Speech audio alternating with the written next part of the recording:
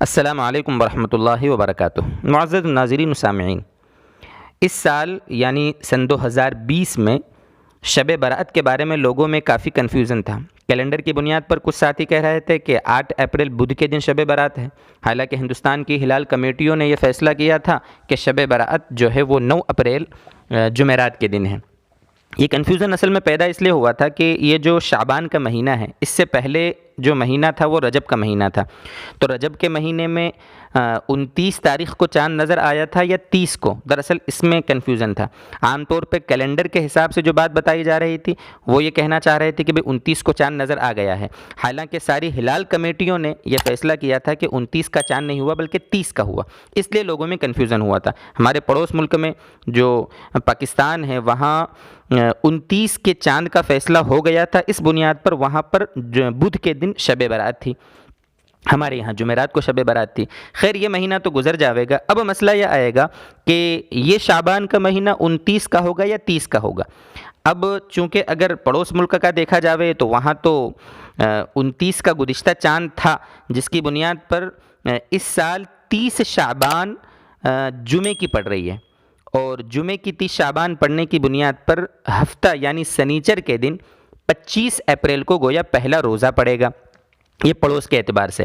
اور ہمارے یہاں چونکہ ایک دن ہم وہاں سے پیچھے چل رہے ہیں، اس بنیاد پر ہمارے یہاں گویا یہ کہہ لو چاند 29 کا ہوگا، تو 29 کا چاند ہونے کی بنیاد پر ہمارے یہاں جمعے کے دن 24 اپریل کو 29 شعبان رہے گی، اور پڑوس میں 30 شعبان جو رہے گی وہ جمعے کی رہے گی۔ تو غالب گمان یہی ہے کہ اس سال پہلا روزہ جو آئے گا وہ سنیچر 25 اپریل کا رہے گا۔ یہ اصل میں نے جو پوری بات بتائی یہ کنفیوژن دور کرنے کے لیے، چونکہ کیلنڈروں میں کافی اس بارے میں باتیں ادھر ادھر ہو جاتی ہیں، اس وجہ سے اس کی وضاحت ضروری سمجھی۔ بہرحال غالب گمان یہی ہے، 99% یہی ہے کہ اس سال پہلا روزہ جو آئے گا وہ سنیچر کا آئے گا، یعنی 25 اپریل کا۔ اللہ تعالی ہمیں عافیت سے رمضان تک پہنچائے، اور موجودہ حالات جو بنے ہیں اس وبا کی وجہ سے اللہ تعالی عافیت ہمیں عطا فرمائے۔ دیکھیے اس موقع پر ایک بات اور بتا دوں کہ